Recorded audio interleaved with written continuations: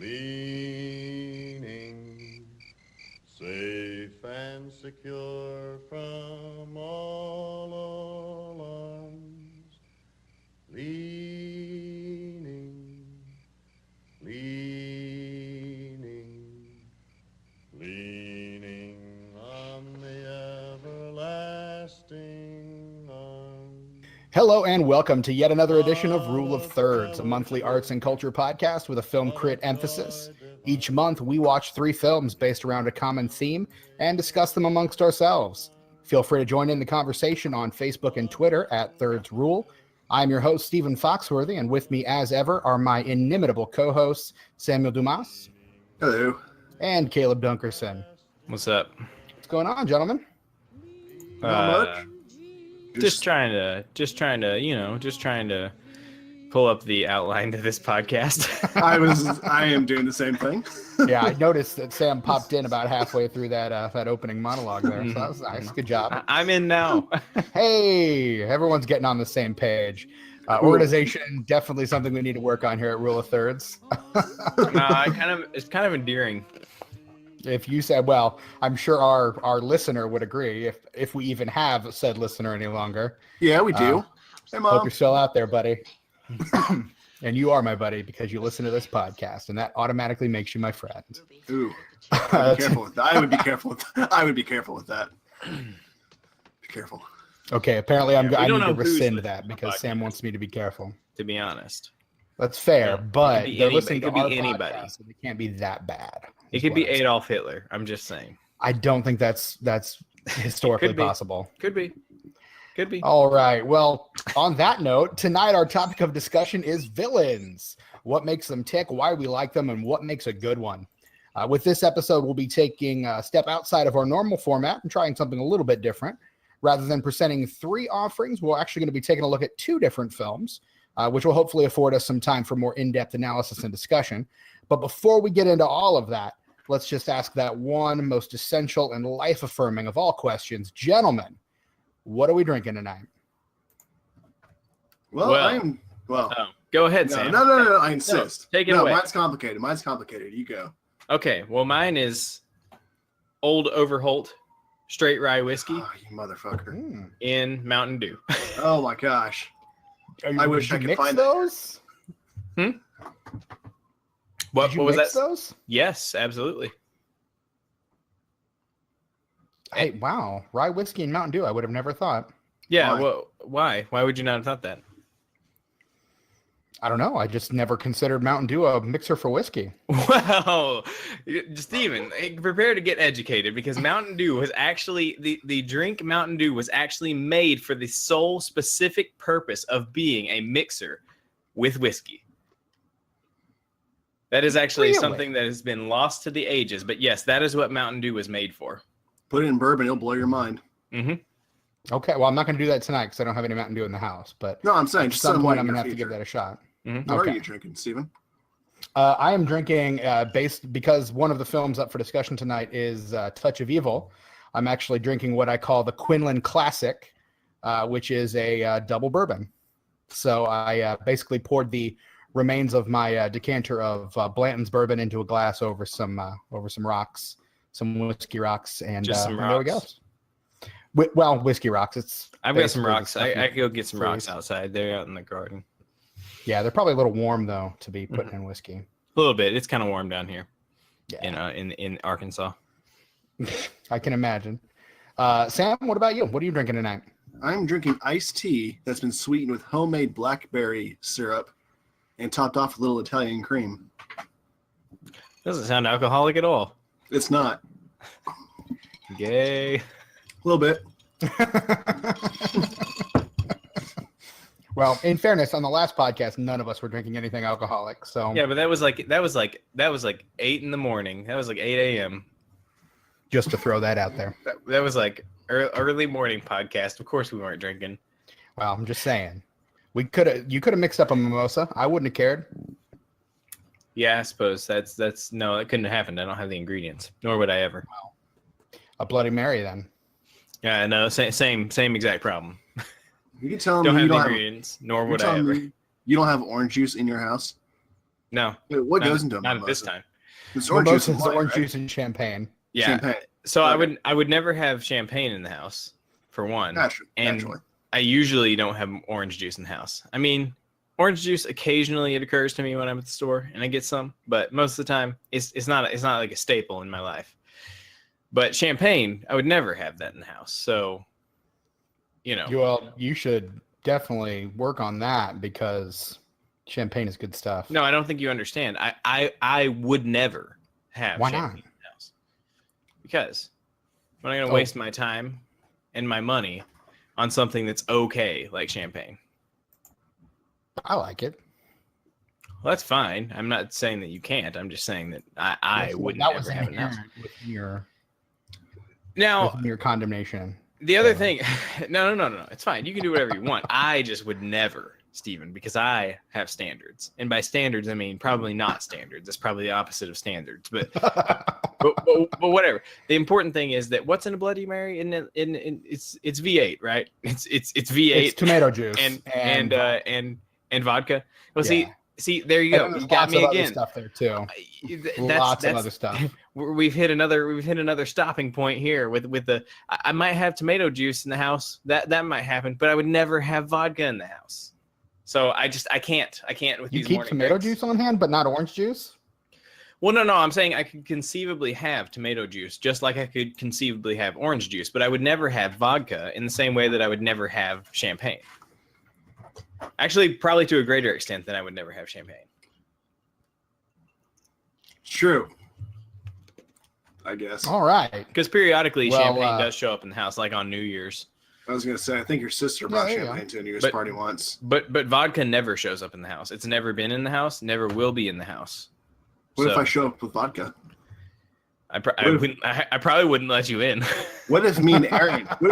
What if me and Aaron showed up with vodka? And I would dark nuts? prefer that you show up with sake. That would be my preference. You could probably make a Bloody Mary with sake.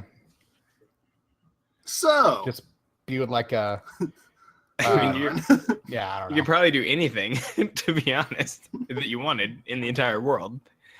That's fair. Just just make it your own. Yeah. Caleb, is what I'm saying.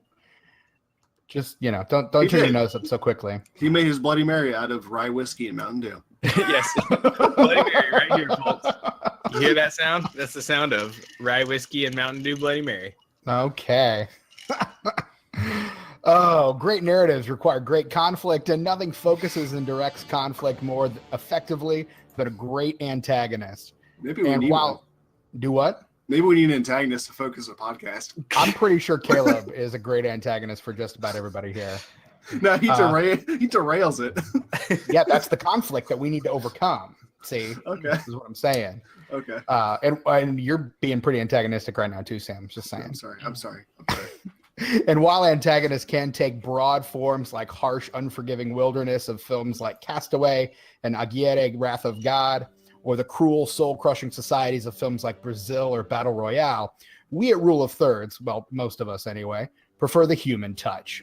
When all the conflict-inducing power is distilled into the form of one individual, the villain. They're the ones we hate to love and love to hate. So this episode is centered around a pair of our favorite on-screen villains. And we'll talk about the films therein, along with what it is that makes each of them an effective villain. So let's go ahead and take a look at our cinematic duo for this episode.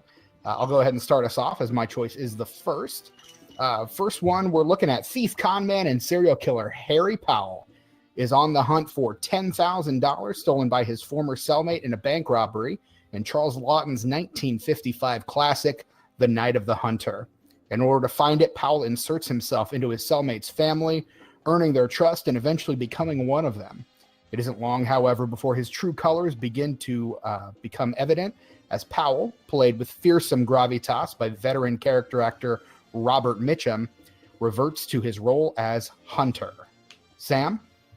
1958 Touch of Evil follows Mexican narcotics officer Mike Vargas, played by Charlton Heston, as he attempts to solve the case of a murder of a wealthy American contractor whose car is detonated as he crossed the Mexican-American border.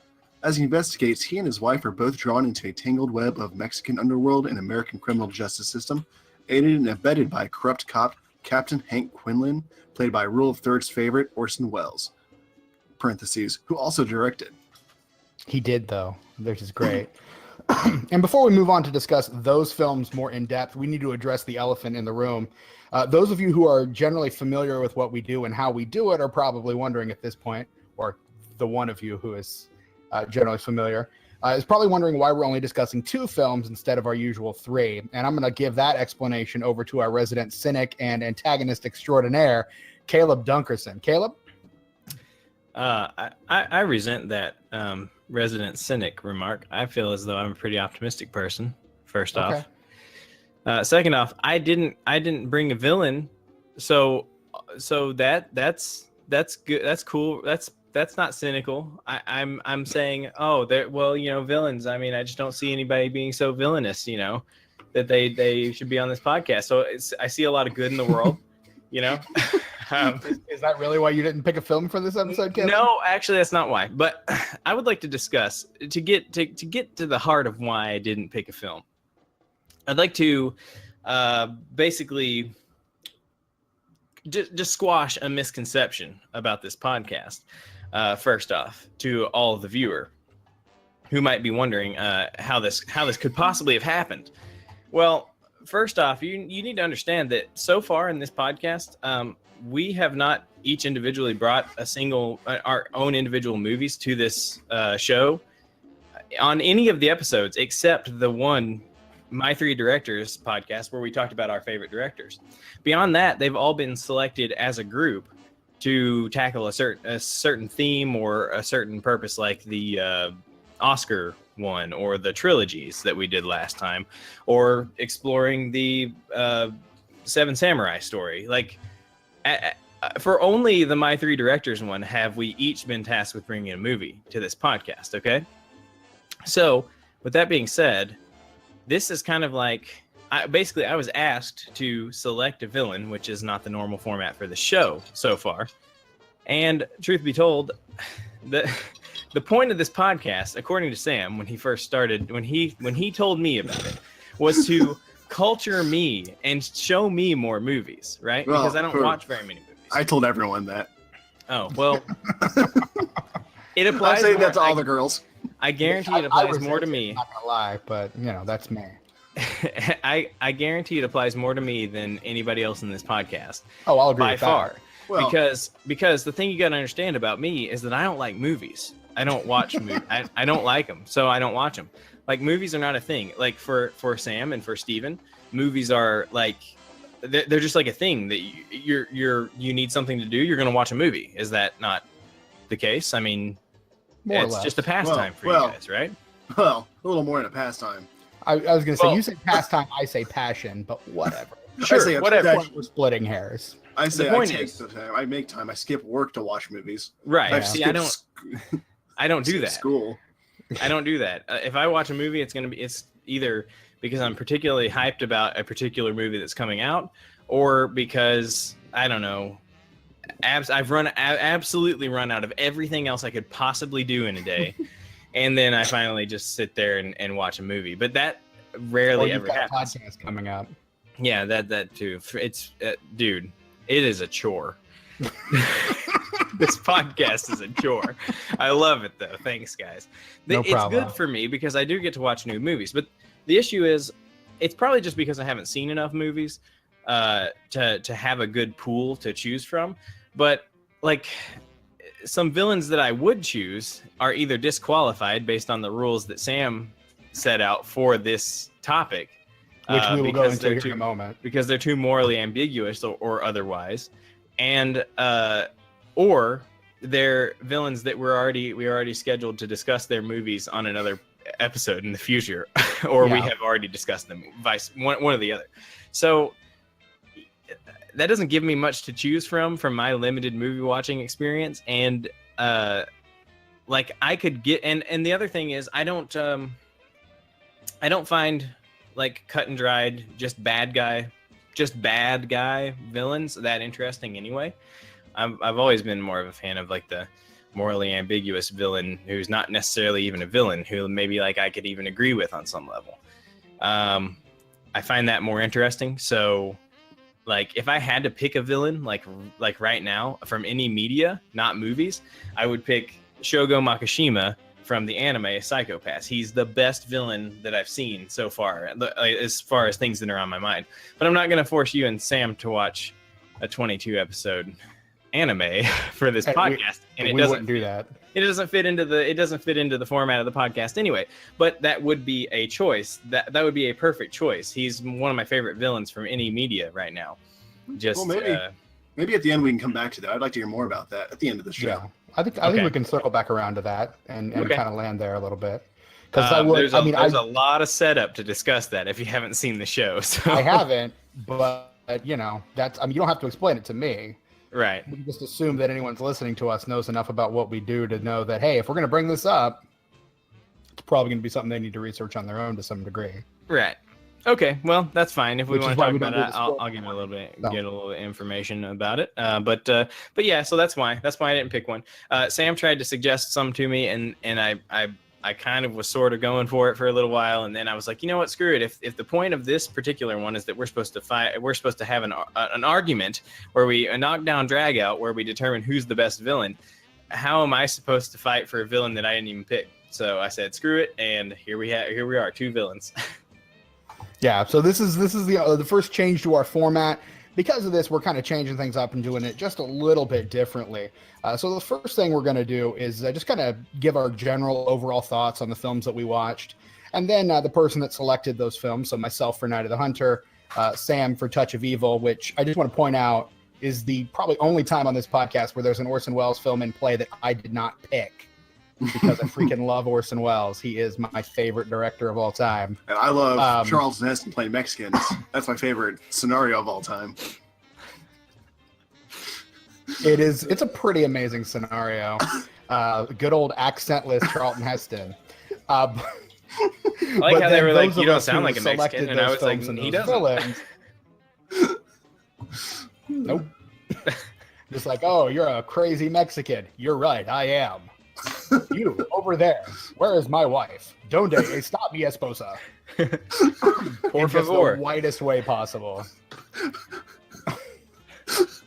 Okay. At any rate, those of us who are discussing the movies who have selected those villains, we're going to make a case as to why we think that villain is as great as he is. And I would have said or she, but they're both guys. Sorry, ladies. As guys, we tend to be pretty non-inclusive. That's on us. We're going to try to rectify that moving forward on a couple of the upcoming podcasts. Yeah. So we've got some stuff coming down the pipeline for our lady listeners, if you do exist. We got some stuff coming for you guys that we hope you'll enjoy as well. If you guys don't enjoy the ladies these as guys, yes, you did. just trying to be inclusive here, Caleb. Yeah, we're all men. well, all right. Now that mankind, now that we just took a nice little dip in the awkward pool. Sorry, dude, everybody. I've been swimming there all my life. Yeah, it's true. That's what we're good at. So let's go ahead and get started. Gentlemen, what are our general thoughts on Night of the Hunter? Awesome. I don't know why I've never heard of this movie in my entire life. Like, it blows my mind that no one's ever said, hey, Sam, you used to watch Night of the Hunter. Like, why aren't all movies like this movie? It's Closed sets are my favorite. I love it. Very expressionistic. It reminded me a lot of German expressionism. A lot. But it's probably because all the closed sets, the harsh angles of the camera, the harsh lighting, very, very naturalistic, but at the same time, very harsh lighting. And it would make sense because the director, he comes from a background of theater, so it makes sense he would have a very theatrical, expressionist, like, vision of the movie. Right, and his sense of lighting is impeccable, and that's something I do want to talk about as we get moving on. I love the lighting and the way that just the scenes are lit, the way the camera is stationed and positioned throughout the show. I love the set designs. Like, I guess they wanted him to actually go out to the Appalachian Mountains to do it, like, on location, but he wanted to do it all on a soundstage. And I thought that choice was awesome because I love movies. I love it when movies are set on sound stages, and it's obvious because you get really stylish looking crazy stuff. That's just a unique. Yeah, I know some people vision. that really don't like that because it feels false, but I know a lot of people like you that really do enjoy that. It depends on it depends on the movie. It depends on what the vision is. In this case, he did it spot on. Yeah, if it's something like this, then it's probably better than something, say, like an Ed Wood movie, which is not as good, perhaps. Exactly. But no, I mean, I really enjoyed it. I loved the suspense that's built kind of throughout the film, the give and take throughout the entire picture of, you know, he's after them. He is a fearsome kind of figure, and his Robert Mitchum's portrayal of Harry Powell is what, to my mind, is really what drives the picture. It all rests on his shoulders, and he is, because Robert Mitchum is such a great actor, he's very capable and able to pull that off really, really well. I thought. He got vicious at times. The movie was a lot darker than I expected anything from that era of American movies to be. Yeah, I mean, there were moments in that film where he just got downright feral and animalistic, and it was really amazing to kind of watch his descent and the transition. And I think that's part of one of the things that I think makes him so effective as a villain is he can go from this very smooth and charming and gently spoken individual to just this rabid, feral monster at the fact very that little provocation.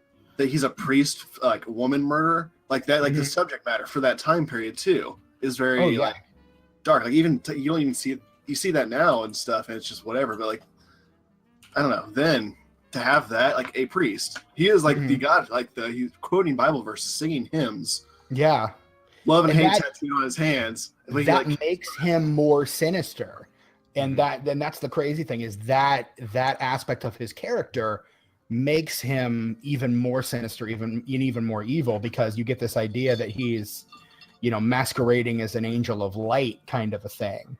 You know, he's the wolf in sheep's clothing, and he wears the clothing so loosely that you're just incensed that everyone can't see it the way the kids clearly do. I mean, the kids are almost immediately put off by this guy, but all the adults think he's just the great because they're blinded by his position. They don't see through to the heart of him like the kids are able to do, which is ultimately what I think ends up helping the kids to survive. Yeah. And the only people that listen to the kids, or the only person rather that listens to the kids, is the one that ultimately ends up being their salvation at the end. I love Rachel. that lady. Lillian Gish, man, she was one of the great silent film actresses. She is good. Charlie Lawton brought her back for this movie. He's like, Lillian, I want them to be on the edge of their seats again. Her character was awesome, though. Because I didn't know. I'm like, oh man, but she, like, I knew she had a shotgun. I knew she did, and I knew that was going to come out. Of course she did. And when it did, I still was like, yeah. Old lady with a shotgun. Protected orphans from psycho murderous priests. Like, it's a great movie. Yeah, it is. I mean, it's got that's the recipe right there for a great film. Right there. Yeah. It's all right there. Caleb, what were your thoughts on Night of the Hunter? You've been conspicuously quiet over there. I figured I'd let you guys gush for a while. So I did want to. Well, I tried to cut in a little bit here and there, but then the moment never really happened. You guys were just kind of were just kind of riffing off of each other, you know, in this praise for this film, which is fine. Like I don't really have anything bad to say about the film, so don't worry. But I thought it was interesting. What Sam was saying about the stage play, like the kind of all being on sets and being obviously so, as you guys were talking about. I think that helped the movie work.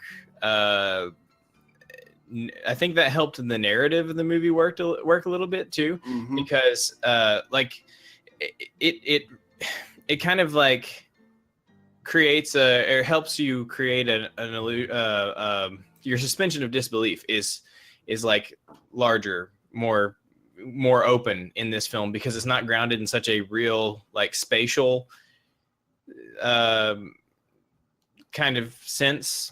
Yeah. Because like you've got him chasing the kids, and it's like such an unreal, like it's like if you think about that in like terms of the real world, that he keeps running, like he keeps finding them, keeps walking right past them. I mean, they're floating down the river, so if he goes down the river, then he's likely to cross the same path that they are on. But the fact that he like knows where they are, and that's never explained, he knows that they're at this house with this particular lady, like how any of that would have happened is not really explained or believable. But it becomes believable in this, because this feels more like a stage play, where yeah, like the main characters involved are just going to pop on stage at some point, and it doesn't have to have like a necessarily a rock solid like spatial logic to it. And I think that helped. Yeah, no, absolutely what you're saying is right, because there's some pacing issues. Like the mom was killed off pretty fast for me. Like her whole character arc was I wish there would have been a little, because she was such a dynamic. Shelley Winters was so dynamic. I just wish we could have gotten more from her. But at the same time, with it being on stage, it created more of a ethereal, like you're being told a tale versus you're watching an event play out realistically. So you are more forgivable for things like that. So where like they just kind of gloss over certain things. It's more allowance it has more of an allowance for that kind of thing. Okay. Yeah, I think it worked. I think it worked in its favor. I think that if this movie had been shot in a more realistic kind of sense on location, it would probably not have worked nearly as well. Yeah, that's probably a good point.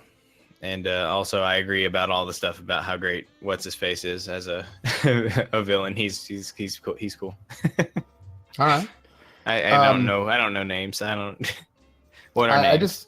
No, that's fine. Harry Powell is his name. Reverend Harry Powell. He's great. He is. He's a wonderful villain. I'm gonna give you guys a little. I'm gonna make a confession for you guys here today on Rule of Thirds, to kind of counter Caleb's point. I had never actually seen Night of the Hunter until this podcast. Until I was prepping for this podcast. What did you see, the 1991 UK version? No. I watched that last night also. With Richard Chamberlain? Oh my gosh, that was the worst thing I've ever seen. Oh my gosh, what the fuck? You probably should not have watched that. It was like a made for TV. Oh, it was so bad. Anyways, and I kind of got obsessed. Any remake of a great film that's made for TV is probably not going to be good. I'm just in the 90s. In the 90s. The 90s. The 90s. But no, I actually had not seen this film before I watched it for this podcast, and the reason that I selected this character as a villain was partially because of the criteria that Sam set up for what makes a good villain, which I do want him to get into here in a second. I don't remember my criteria.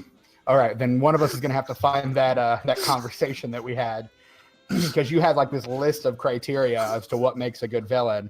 But I knew that, and so and like Caleb, I think the most interesting villains are the ones that have some modicum of relatability. So for me, I was kind of at a loss, and I actually went through like 3 different villains for this podcast. One of them, my first selection, I felt pretty good about, and then I thought of another one that I thought could work better, and then I realized we're going to discuss him later on in another episode, further on down the road, because he tied in with another theme better. But I ended up deciding on Harry Powell because of what I had read about the film and what I had heard about that character.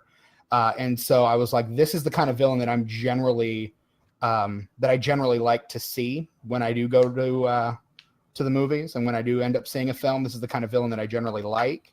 And in watching the film, I was 100% validated in that. So I feel I still stand by my decision. I still think it was a great one. I think the character is wonderful, and I think that Harry Powell is a great villain. I think he is a great figure. So I still do stand by that. But yeah, that was my my confession there for you guys. I had actually not seen this movie before we started this podcast. Well, I'm glad you suggested it, because seriously, how have I gone this long without seeing this movie? And honestly, I feel the same way. I had heard about it many times, but it was kind of one of those things like, if this podcast is to expand our knowledge, then, this is a great movie with a great villain that I've never seen. I need to rectify that. And so, there are some movies that I'll suggest that I just want to see. Yeah. And so this was one of those. And so, that's fine, because that kind of goes back to my original intention for this. This started out as me from our Halloween special that we do. Me, Caleb, Steven, our respective spouses get together and watch Halloween movies done for Halloween. Well, me and Caleb and Steven like to talk about it a lot after it's over, but then Amanda and Stephanie are kind of kill us, please. So our wives do not enjoy our conversations. So the whole reason is because I wanted the three of us to come together and explore all these movies, because I want Steven to see more foreign movies. I want Caleb to see more classic movies. And I want to just see more movies like this and talk about it. That's why it's honestly kind of hard to pick movies that Sam hasn't seen, because Sam loves movies to the extent that he will just go watch movies like a crazy person. That's why I recommended you try that the Heartland Film Festival viewer, because you see more movies than anyone I know. So at this point in the last 4 weeks, I've probably seen more than you've seen. Yeah, in the whole year, I'm sure. Yeah. Because honestly, I don't watch many movies if it's not for the podcast anymore, truth to tell. Yeah. I pretty much just watch movies for this thing, because I don't have time. I'm working like a mad dog, and when I get home, I just want to, I've got this, I've got my blog, I've got all sorts of stuff that I'm trying to do and keep up on. So I just don't have time for just movies for fun anymore. But I probably will go see Guardians of the Galaxy when it comes out and all that. So, but we're getting way off topic here, and I blame Caleb because I can. Because he's a villain. Haven't been talking. Villainous wretch. It's just your presence, Caleb, just inspires tomfoolery. That's fair.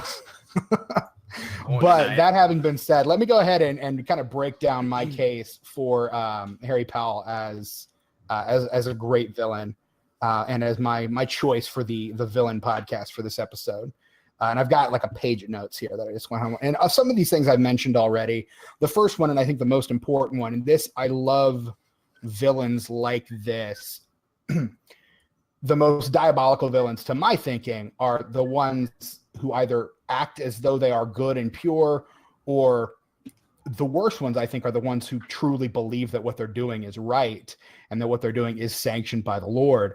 And I think these resonate with me so much because I am a Christian, and I do see a lot people, twisting scripture to their own ends and doing evil things in the name of God. And that terrifies me to absolutely no end, because there's such a truth to this type of villain. And I find it very effective. So this idea that he is kind of masquerading as an agent of good while being completely evil, that dichotomy is one that I find very appealing. I like dichotomy in characters. One of my favorite superheroes is the Incredible Hulk, just for that reason. He's a character with a duality to him, with a dichotomy to him. So I really like that. And that really resonates with me. The fact that he is, as the title suggests, a hunter. He gets off on control, particularly controlling those that are weaker than him. He goes out of his way. He has this just contempt for women that is evident from the almost very first scene in the film, when he's driving in his car and he's talking to the Lord. And he's talking about the things that are, horrible and wretched in this world. And he says, them things with curls in their hair. And you're just like, holy crap. He goes to the striptease show, and all the other guys have these looks of just like, lust on their faces. And his look is just malice and rage and avarice and hatred just seething out of him. And he's probably going to kill someone, and probably would have had he not been caught for Grand Theft Auto at that particular moment. So again, it's very the scene that I think embodies that the most is the wedding night scene, which is the moment I hated him more than I have ever hated a villain in my life, because he's the way he treats her is absolutely deplorable. First of all, this movie, for a 1950s film, has some pretty frank things to say about sex within a marriage that I was not expecting. They pretty much do everything but go right out and say the word sex, which you probably couldn't have gotten past the Hays Code censors in the 50s. But it's pretty progressive in that respect, I thought. But the fact, she gets herself, made up and comes to bed, and then he just tears her down and just makes her feel completely awful just for wanting to go through with the marital act is just, I mean, it turned my stomach. It really did. And he basically and then the very next scene is her confessing all of her sins to the church while he just stands back with this smug look of self-satisfaction while he just is publicly humiliating her and publicly degrading her. And honestly, I find that more unforgivable than when he hits her, which he does because he's an abusive jerk. But you know, that is what I find the most deplorable, because he wants to make sure that she's under his power. And I think the fact that he's able to do that mostly through his charisma, which is another thing that I think makes him a great villain. He uses that to bend just about everyone to his will, with the exception of the kids. I should say, with the exception of the boy, John, because Pearl totally loves him up until he starts being cruel to her. Pearl absolutely loves him. The only one that's really not swayed are John, and you could argue his father, who's played by Peter Graves, by the way, from Airplane and A&E's Biography. Thought that was a fun little fact I wanted to throw out there. But those two are really the only people in the movie that seem to see him for what he really is. But he pretty much is able to fool everybody to some degree at some point or another. The fact that and I mentioned this a little bit before, twists scripture to his own ends. And again, that just made more deplorable by the fact that we see it all the time. And then finally, just the feral, primal, animalistic rage that he exhibits as he finally kind of gets broken down to his baser instincts. And the fact that it's Robert Mitchum is really what sells it, because I think in the hands of a lesser actor, this could have looked completely ridiculous. But because it's Robert Mitchum, who's got an edge of danger to him, you absolutely believe it. And that's when he becomes truly terrifying as a character. Particularly when he's chasing after the children, he becomes a predator. And so you wonder, like, is he going to find them? Is he going to get them? Is he going to get? And the movie lets you wonder that too, because it is vicious. Like, he just kills the mom. Like, that's in the movie. Like, straight up kills her and then throws her in the car and pushes the car into the river. Yeah. For the uncle to find, and then he's like scared that everyone's gonna think he did it, so he doesn't tell anyone. Yeah, the movie got really dark. He didn't know if they was gonna catch the kids or not. Yeah. You literally, it just took this turn, and you could have very easily seen him getting away with it. I mean, the Hays Code would not have allowed that. Well, I wondered too, because the character that he's based off of, the story's originally based off, that guy actually did kill the kids. Yeah. That's why I was wondering. I'm like, what's gonna happen? Yeah, but I mean the fact that you not only know that he's capable of it, but wonder if he's going to be if he's actually going to do it within the confines of the film, to my mind, is what brings him up to that level of villainy that Sam had discussed. I think one of the criteria on there, Sam, was it had to be someone who was not morally justified in any way. I vaguely remember completely evil. I've been looking through the Facebook file. Yeah. Well, I think I remember that my criteria was you can't be empathetic for the villain. You can be sympathetic, but not empathetic.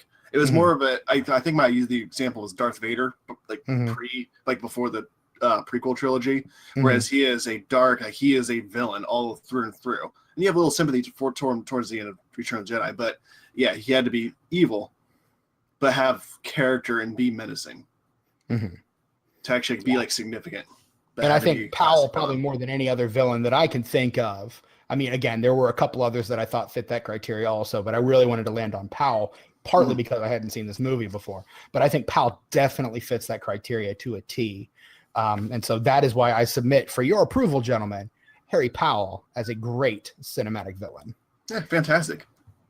He's one of the originators of that villain archetype, because you see even Buffy the Vampire Slayer, their big bad at the end of the series was basically that. It was a demon priest, who is misogynistic and kill women, played by Nathan Fillion, who I thought was great in that. And it's a character archetype. Man, I haven't seen the last season, but I haven't seen the last 2 seasons of Buffy. So do I need to get that up on my server for you?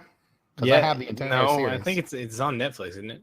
Not anymore. Oh, probably. Oh, No, well it's then not. yes, Steven, get in on the server because I need it.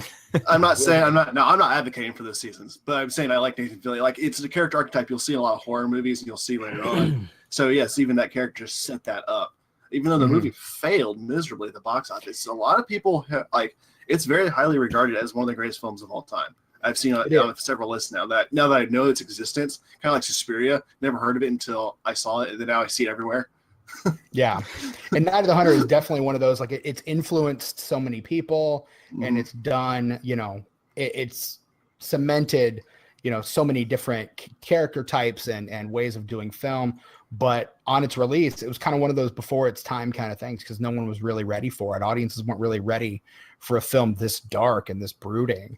Yeah. Any other thoughts on Night of the Hunter? Because I mean, I could probably. I've got a ton of notes. I liked the kid, the boy, the John. I liked the kid. He actually was a decent actor. I hated the little girl was so ugly. I couldn't stand looking at her face. Oh, she was so adorable though. So ugly. She was so cute. With those gigantic eyes. This is like the last film she ever did. She only did 2 films, and this was the last one she ever did. She died, or she just that ugly? I think she just didn't want to work anymore. Honestly, though, from what I've read, Charles Lawton was terrible to her on set. Like he would just like scream at her and chew her out. A lot of the reaction shots where she's like crying and like crestfallen, those were actually her reaction shots to Lawton and not to Robert Mitchum.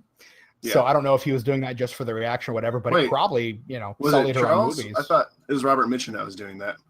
No, it was Charles Lawton. It was the director. Are you sure? That was yes, that is what I read. Okay. Charles Lawton loved the little boy that played John, but did not get along well with the girl that played Pearl. Okay, I thought it was Robert Mitchum. Okay, whatever. But a lot of their reaction shots were real reaction shots. But I understand why. She's ugly, terrible actress. John, the kid played John, great kid, super great kid, loved him. Yeah, no, Pearl was. I mean, I don't like child actors pretty much at all. Once in a while, there's some pretty good ones. Once in a great while. It doesn't happen too often. But I thought the kid that played John was pretty good. It's not that rare. It's not that rare, Steven. If you say so. Because I also like the girl who played the teenage girl who was going to go meet the boy. Ruby, yes. I also thought she was a decent actress. Yeah. Her facial expression. She had very good facial expressions. I was going to say she didn't really do much beyond that. Those kind of but they were like expression kind of thing. That's all she needed for. But oh man, that movie! I could talk about that movie forever. Like every single shot, and it was just like worthy of a screenshot. My favorite scene in the entire movie is where he's out there in the post singing the hymns, and then she's in there in the house with the shotgun singing also. Oh my gosh, I loved that scene. Because while he's doing it, and it's super menacing when he's doing it, she does it, and you can see just from the way that she carries and comports herself, it's completely bringing her comfort. Yeah, because she's taking faith in, it's solidifying her faith. Whereas the guy out on the post, he's just letting her know that he's there, and she's letting him know. It doesn't bother her because she put her faith in a higher power. I do wonder why she didn't call the cops a lot earlier. Yeah, like a lot earlier, like to the point where you're waiting up with a shotgun by the window, just waiting for him. At that point, Sam, you can't really build suspense if you call the cops the first sign of trouble. Maybe she just real bad wanted to be the one to shoot him. I mean, well, and then speaking of suspense, when Ruby walks into the room with the candle, she's like, "Get that out," and she blows it out, and he's gone. You're just like, holy crap, what just happened? You're like, oh my gosh. And then it just got good again. And it was just like, oh, it's so cool. And then like he sneaks into the house and she shoots him. It's pretty much over quickly after that. Turns into a monkey and like apes his way out of there. Yeah. Again, it's a monkey. He does. He becomes more and more animalistic as the film goes on. I love the very last part where he's in court, where it opens up on the one lady that was obsessed with him. Screaming they need to hang him. Oh yeah. Hang him. Yeah. She was I love how the tables turned. Yeah. That lady practically like threw Willa at him, And then it was just like, no, he's evil and needs to die. That was great. Which reminds me a lot of a lot of evangelicals that I know. So yes, I know it was. Yeah, the movie touched a lot on that. It did. on kind of faith and what it does to people. It can be very blinding. Because that character was very representative of a lot of people that are just in the evangelical. Like she has her opinions and like everything that she says matter. Everything's got to be for the grace, like glory of God. But then she's like blinded by this man, so that everything he does must also be for the glory. It's all good. Like they're so obsessed with trying to get this like peaceful, like conservative, like old country like way of things that they just will let anyone walk in. Yeah, and her husband was like questioning it, and she was just kind of like, "Stop that, you dumb, stupid man." Yeah, pretty much. I know the faith. I've seen the God. Yeah, I have seen the God. One thing I did want to mention is kind of a segue between our movies here. The cinematographer on this film is a guy named Stanley Cortez. And he claimed that the only two directors that he ever worked with that really understood light were Charles Laughton and Orson Welles, because he worked actually on The Magnificent Ambersons, which was Orson Welles' sophomore effort. Great film, by the way. We'll watch it on here at some point, I'm sure. Probably, knowing the way we're going. My goal is to get every Orson Welles film ever made on this list at some point. So that's my personal goal. There's not very many of those, so hey, it can happen. I will make it happen. At any rate, there's at least 2 more Shakespeare films in there though for you guys. I know how much you love Chimes at Midnight. Speaking of directors that understand light, and speaking of our next film, which I think uses light rather well, let's talk a little bit more about Orson Welles' Touch of Evil. What were our general thoughts on Touch of Evil? Well, it's one of my favorite movies of all time. That's why I suggested it. Because Quinlan is one of my favorite villains of all time. And everyone in that movie, I was on the edge of my seat that entire movie. Mm-hmm. I just loved it. It's a good movie. It's a great film. I mean, it's film not without its history, like pretty much every Orson Welles project, not without its history of just bad decisions made by studios. This was supposed to be Orson Welles' big Hollywood comeback after the debacle that was The Magnificent Ambersons and the fallout from that. He pretty much left Hollywood and swore he'd never come back. Universal wooed him back to this picture, and it was due to a misunderstanding on the part of Charlton Heston. Heston was asking who they had attached to the film, and they said, "Oh, we got Orson Welles to play the cop," and Heston misunderstood and thought that meant that they got him to direct. And he goes, "Oh, he's a great director. I've wanted to work with him for years. Fantastic. I definitely want to do this movie now." And then they were like, "No, we just got him as an actor." And Charles Heston goes, "You should really get him to direct, because I may not be so inclined to do this movie if he's not attached to direct." And so they got him to rewrite the script and direct, but on the condition that he only accept his acting fee. So he didn't get paid to direct or act or to direct or write the picture, which he ended up doing, both of those things.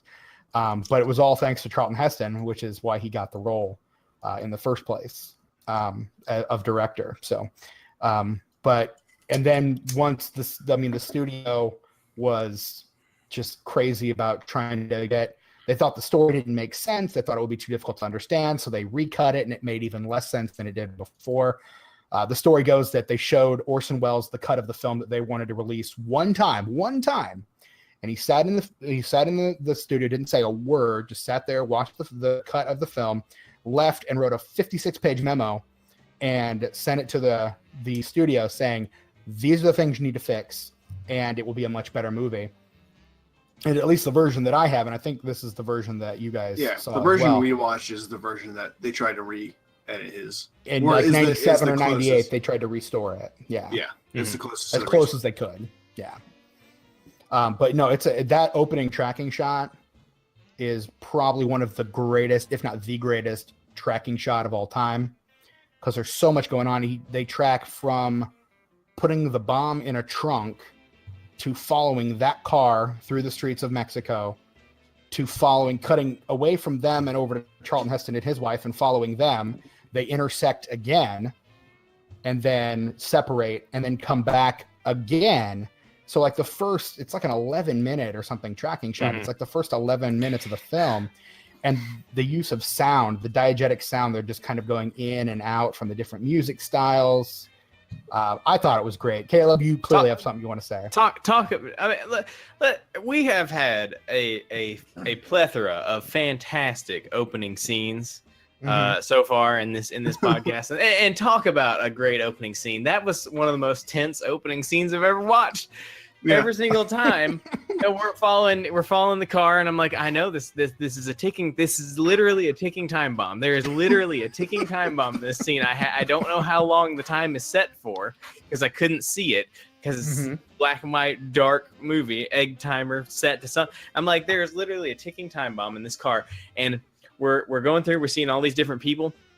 And we're focusing. We see Charlton Heston, and we're like, oh, it's Charlton Heston, and he's like right next to this car, and then the car drives away. We're like, whew, Charlton Heston's safe. And then they walk down the street a little bit more, and they run into the car again. It's like, Charlton Heston, you got to get out of there.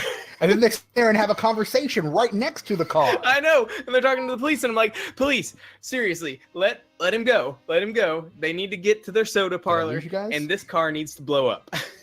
No, you didn't. And that needs to not be happening at the same time. You know, the blowing up and the soda parlor. So yeah, it was great. I was on the edge of my seat the whole time. It was the greatest thing I ever saw.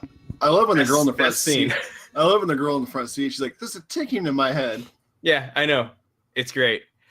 Yeah, it's a great opening shot.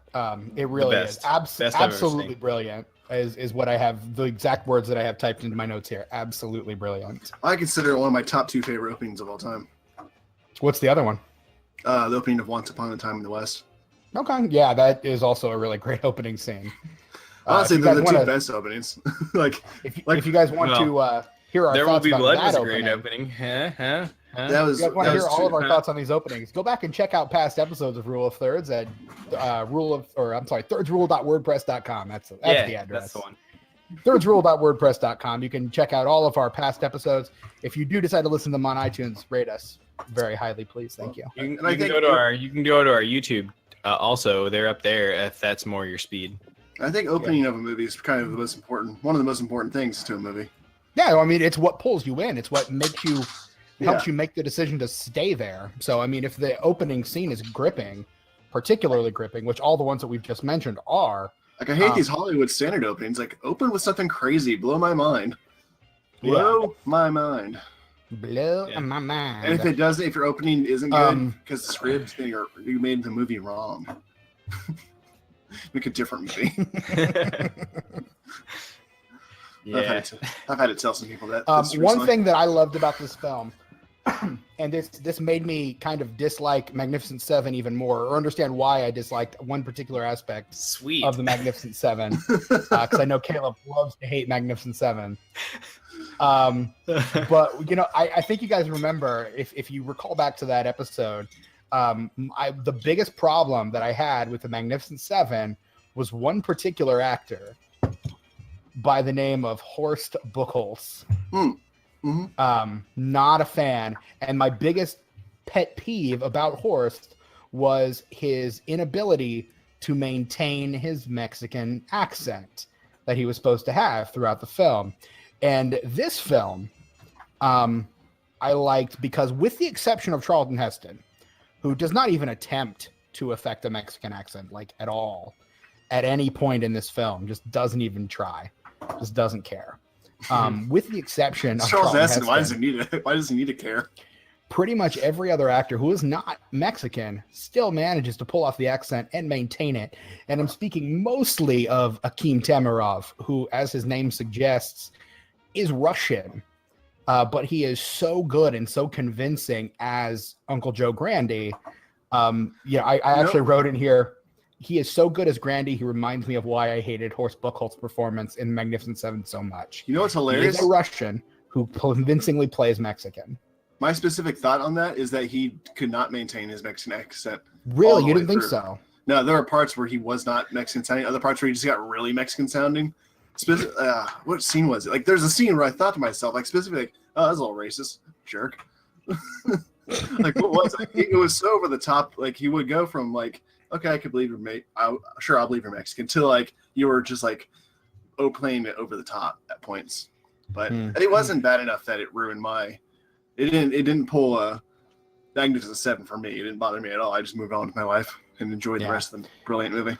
And then my favorite thing about all of that is the Charlton Heston angle of this accent thing, because to me, like, if we're talking about like people that don't have the appropriate accent and it's annoying or frustrating in some way, Charlton Heston was the best, because they or the worst, depending on how you want to look at it. No, the best, because in the script itself, they said, somebody, I forget who says, but somebody says, you don't sound like a Mexican, and they just kind of like that's just part of the story, is that this guy just doesn't sound like a Mexican.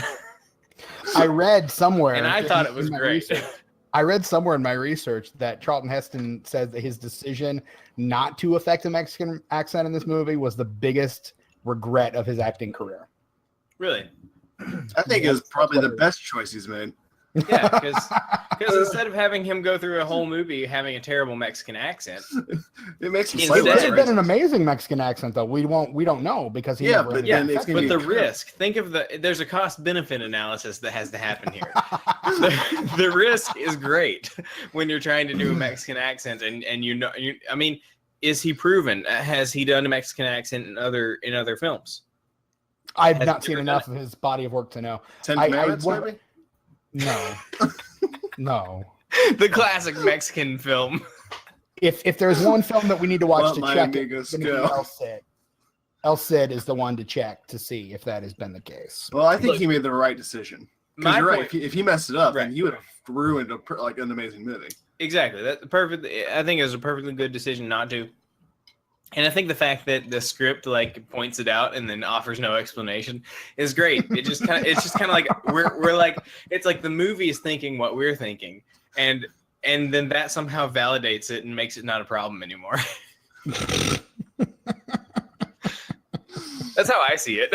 That is exactly what I took away from it. Hilariously enough, the movie in time, like, if the movie was made today in the same way it was made then, it'd be viewed as incredibly racist. But the movie honestly was actually kind of like defend Mexicans a lot. It's pretty progressive for its time. It is, in a way. Like, well, I mean, yeah, you saw Charlton Heston playing a Mexican, but half the time he's like defending Mexicans over the American judicial system. Yeah. Like, and that actually bounces off of our villain from the movie, Quinlan, who's a racist asshole.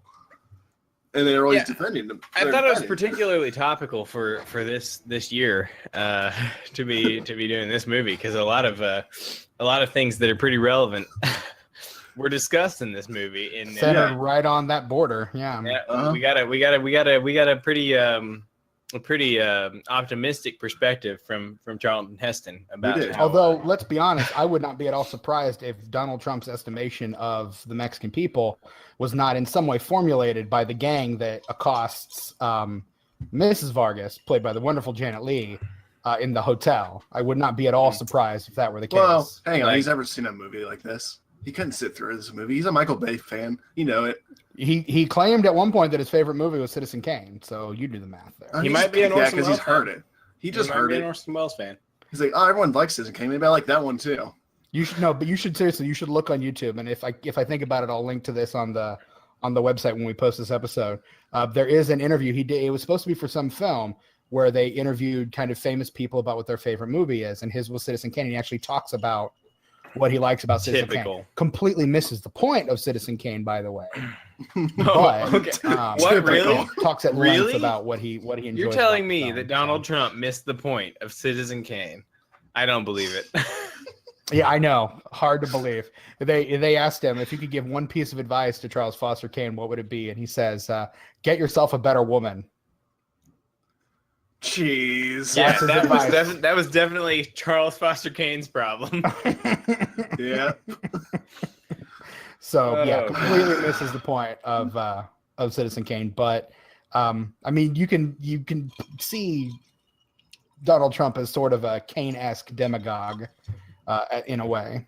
So, except for some reason, he's been more successful at politics than Kane ever was. Yeah, I mean, it's kind of striking. Less successful at his normal business dealings. Yeah, so he's the anti-Kane. That's probably it. He's the anti-Kane. Where were we? I'm sorry. Again, coming back. So no, but I mean, there is to kind of come back to my point about the gang.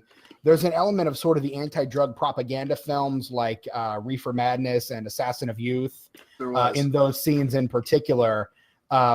And I think it had a lot to do with kind of Wells's feelings on drugs. Like, I think he was kind of apathetic about marijuana legalization, but like had very strong feelings about heroin.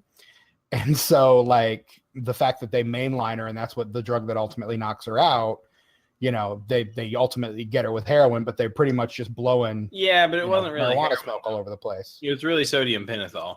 So, right. Which they do bring up later. Which I felt was kind of a weak way to go with that. I thought they should have actually done heroin. Like, what kind Honestly, of gang is this? There were a few things at the end of the film that were just kind of little throwaway, like the whole MacGuffin of the film, which is the bomb in the car, in the death of that one guy whose name escapes me, the contractor. Like, that is the MacGuffin of the whole thing, because it's what the movie's about, but it's not really what the movie's about. Right. They just kind of throw it away at the end. Oh yeah, his intuition was right. It was Sanchez. He finally confessed. Well, and you're like, wait, really? No, I don't think that's a throwaway though. I think that's significant to his character, and I think that's significant to the point that was being made. Like I think the kind of concept that was being expressed in this film, which is that this dude is right. Like, we can assume that he has been right on every case he has ever solved, so to speak, but he always uses underhanded means to close the case.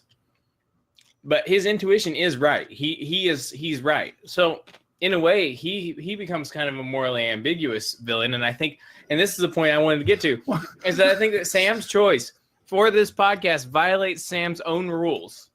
I thought that as well. I got there as well. Yeah, I got to the same place Caleb did. Mm-hmm. And I think I think they have the way that they close it out with him ultimately having been on the money for this case, but just that his methods are deplorable. And honestly, thing that. So what I absolutely empathize with him too, because the fact that he starts using these underhanded means because his wife was murdered and he was unable to solve her murder, and so that's what drives him to use these underhanded means in the first place. I can and you totally think going through a tragedy like that, I can empathize with that. Yeah, I don't know that I would make the same choices, but I can definitely see where he's coming from, which to my mind makes Quinlan a very empathetic villain. Right, and I think that because he is so good at what he does, the methods he uses to get to the ends that he knows are just and true, as unjust as his methods are, that makes him totally a morally ambiguous villain. You're assuming that the guy who confessed is actually a real confession.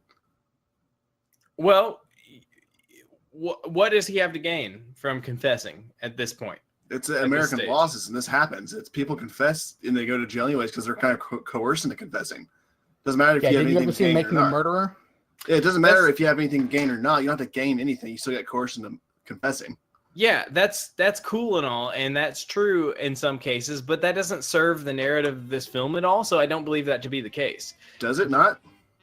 I don't think it does serve the narrative of this film. I think it does. I think it kind of shows how flawed the American justice system, like how the entire thing is. Like, it's like a subplot going on there. It's how like screwed up everyone is. Like how hard they have to work to even get Quinlan to be revealed as being as corrupt and twisted as he is. Like, and that has nothing to do. I'm sorry. Go ahead, Caleb. No. You go ahead. You probably had a more well-formed thought than me. No, I was just going to say I don't doubt that is at least one of the points that Wells is trying to make. But it still doesn't change the fact that at the heart of him, because, and again, I attribute this mostly to Wells, both his writing and his portrayal of the character, he makes Quinlan both a sympathetic and empathetic character. And which is why after you kind of gave us your criteria, and then you said, my villain's going to be Hank Quinlan, I almost said, but wait, he's really super he's really super easy to empathize with. I just kind of held my tongue because I wanted to see where you were going to go with it. I can't empathize with him. I can sympathize with him because I honestly generally liked him as a character, but I can't empathize with him. Like, oh, I can see why you're doing it. What happened? It's just he's scum. Like, he honestly is scum. Well, no, and he oozes, the way that Wells plays the character oozes corruption. I actually have those exact words written down. He is the definition of a slippery slope, and I think he has become corrupted and rotten from the inside out. I think he was probably in his prime kind of a very, thin, attractive, no nonsense kind of cop. Mm-hmm. And then his wife is murdered and the killer gets away with it, and something in him snaps. And it probably wasn't something major. It was probably a slippery slope. It was probably one piece of, one compromise here, one compromise there. And the next thing you know, it's all spiraled completely out of control. So and now he's a complete slave to his impulse. Yeah. That's why definitely the sense that I get out of it too. And that's why I find him empathetic, because I think that his backstory and his past and what we can kind of assume or glean from what we know about his past and how his previous cases have gone, it does make it a sympathetic situation. It does make it an empathetic situation for him, because you can totally see how that experience of his wife being murdered, wrecking him, would change his perspective on how to, so to speak, get things done in, legally speaking. He said specifically, he was just what did he say, like helping justice along or something along those lines, something to that effect. Yeah. And he says like planning evidence, and he says like aiding justice is what he says. Yes. And so from his perspective, what he's doing is not wrong. He's so confident in his intuition about things, which of course is not good. You don't want that. and obviously the very poignant line about the police state, he totally is a villain, but I think he's an empathetic and villain. I agree. I think he's a villain too. And I don't think, and I kind of disagree with Sam's criteria for villainy. I think villains can be characters that we both empathize and sympathize with. I think those can be very effective villains. No, I didn't say that you can have an effective villain. I just said for this particular criteria, we're going with a specific kind of villain. Okay. So I didn't want Loki's. I didn't want like a bunch of like Loki type characters popping up in here. You know what I mean? I understand. Magneto. Even though Loki, we don't need Magneto. Magneto's a wonderful. These are all great villains. You're just naming off a list of fantastic villains. I know, but they have that whole moral grayness versus where Quinlan is actually not morally gray. He's not morally gray. It is a slippery slope. He's like a drug abuser. I mean, they made those decisions. It's their fault. Everything is his fault. It doesn't matter. It's his decisions. They have led him there. He's gotten so far in the hole. I think that where me and Steven are is probably that, at this point, it's not morally gray anymore. But like at some point in his life, it was morally gray, and that's how he got here. Oh, that could be made for anyone. I mean, look at Harry Powell. Harry, is that what his name was? Yeah, Harry. I don't know. At some point, he probably we're murdering widows was morally gray. But at some point, he probably went to seminary school, and some woman dumped him, and it hurt his feelings. So he murdered her. But and here's the thing: we have the context. No, we don't have that backstory. It doesn't give us that backstory. Yeah, exactly. So we have context for how we got here in Touch of Evil. We don't have that context, so it does not make him empathetic. We can assume that something happened at some point, but we have nothing to go on, Sam. We can only go on as much as it's given to us. And in Touch of Evil, we are given something that is concrete that we can work off of to understand this character. So that's where Caleb and I are coming from. Mm-hmm. So disqualified. No, I'm still willing to say he's a great villain. He's one of my favorite villains, one of my favorite Orson Welles roles, if not my favorite Orson Welles role. Because it's great. It's a great film. He's a great character. Welles is a great actor and a great director and just great at everything. Just overall, Orson Welles, pretty great. Possibly the greatest, possibly just the greatest man ever. Potentially. Possibly. Any other thoughts about Touch of Evil and or Villainy in general? Caleb, let's circle back because you had a kind of a villain that you wanted to talk about. What was your villain and what makes him so appealing to you? Okay, so my villain is Shogo Makishima from the anime Psychopaths, which is it's just here's what makes Shogo Makishima so compelling, is that in the setting of Psychopaths, basically there's this brain scanning technology that's developed by the government. This is basically like it's a strange setting. It's not a dystopia necessarily. I think it depends on your perspective, but it's not outright presented as a dystopian future. It's just kind of like a something future wherein a government system called the Sybil system basically monitors everybody's brain patterns and determines preemptively who is more disposed to potential criminal activity, and they basically just imprison people who have an extremely high potential for crime. Like Minority Report meets 1984. Kind of. Yeah, it's not necessarily the precognitive thing, but it's definitely like the kind of profiling, extreme profiling based on technology, essentially.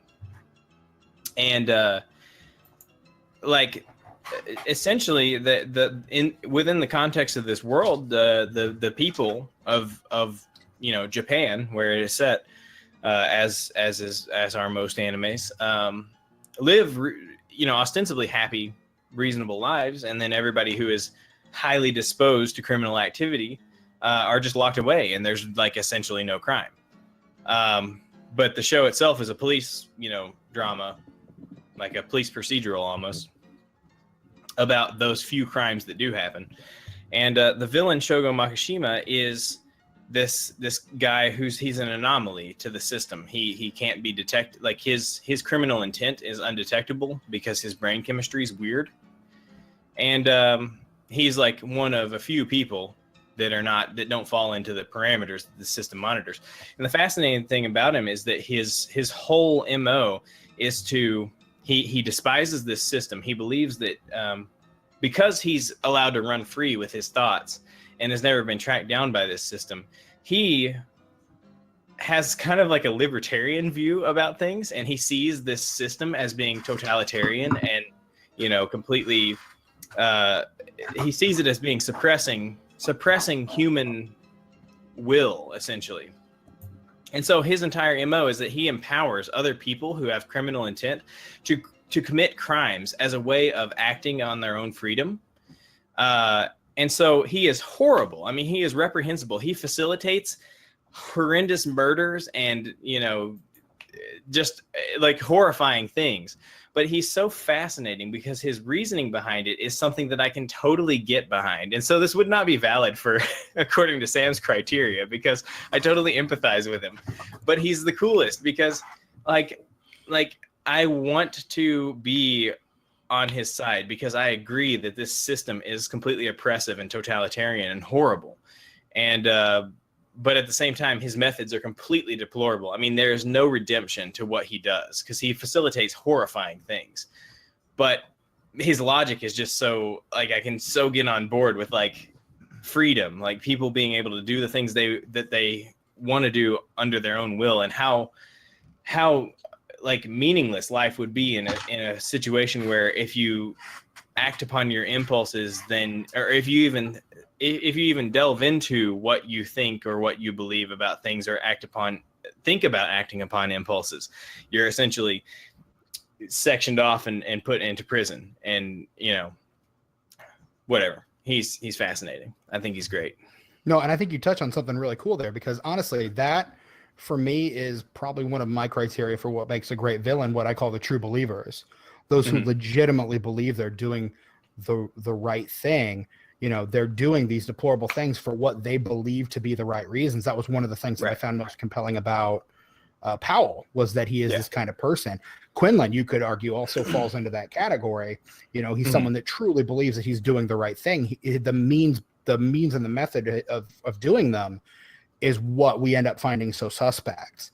Right. So, I mean, those are my favorite villains. Those kind of, like Magnetos and the, those guys, the ones who believe in what they're doing, Those are my favorite villains because those are the ones that you can see. They're not just caricatures; they're legitimate characters with depth. Exactly. And that's why I think I'm drawn to those villains more than any other kind. And what's particularly fascinating about Shogo Makishima as a villain is that the circumstances of the world that he's in makes it to where that essentially his point about free will can almost only be verifiably expressed through committing horrifying acts, because that is the only thing that is completely in opposition to this control system that exists.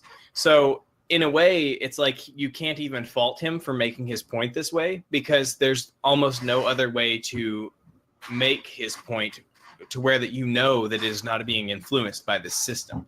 So it's almost tragic in a way that he has to resort to these kinds of methods, but at the same time, he totally is fine with it. So it still makes him a horrible person. Yeah. But yeah, it's really cool. And if you ever have like time to watch like 22 episodes of a 22-minute long anime, I would totally recommend that one. That is an excellent one to watch. Are those up on your server? They are up on my server. So if you want to give it a watch, it's Psychopaths. It's good.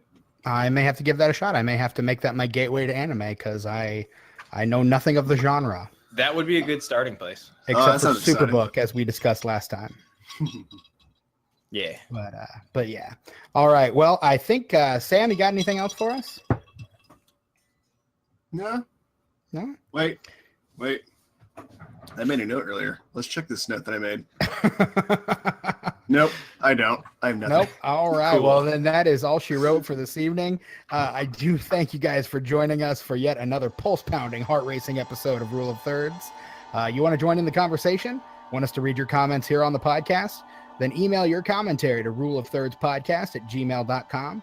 Or you can let us know who your favorite cinematic villain is by hitting us up on Facebook, Twitter, or Instagram @ThirdsRule. Check out our past episodes, including Sam and Caleb's review of the 2017 Ghost in the Shell at thirdsrule.wordpress.com. And if you like what you've seen from us so far, tell your friends, heck, even tell your enemies for that matter. And be sure to leave us a review on iTunes so that we can reach more listeners just like yourselves. This has been episode 106 of Rule of Thirds, entitled A More Wretched Hive of Scum and Villainy. Join us next month as we begin our first of several months of genre studies. For Samuel Dumas and Caleb Dunkerson, I'm Stephen Foxworthy, reminding you that even when the whole world is out to get you, you can always take solace in the fact that thirds rule. But one night these two pretty children flew away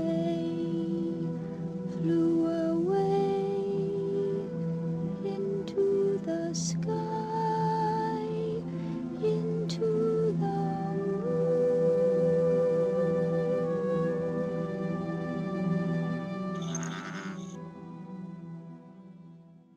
Isn't somebody going to come and take him away? Yeah, in just a few minutes. You really liked him, didn't you? The cop did. The one who killed him. He loved him. Well, Hank was a great detective, all right. And a lousy cop. Is that all you have to say for him? He was some kind of a man. What does it matter what you say about people?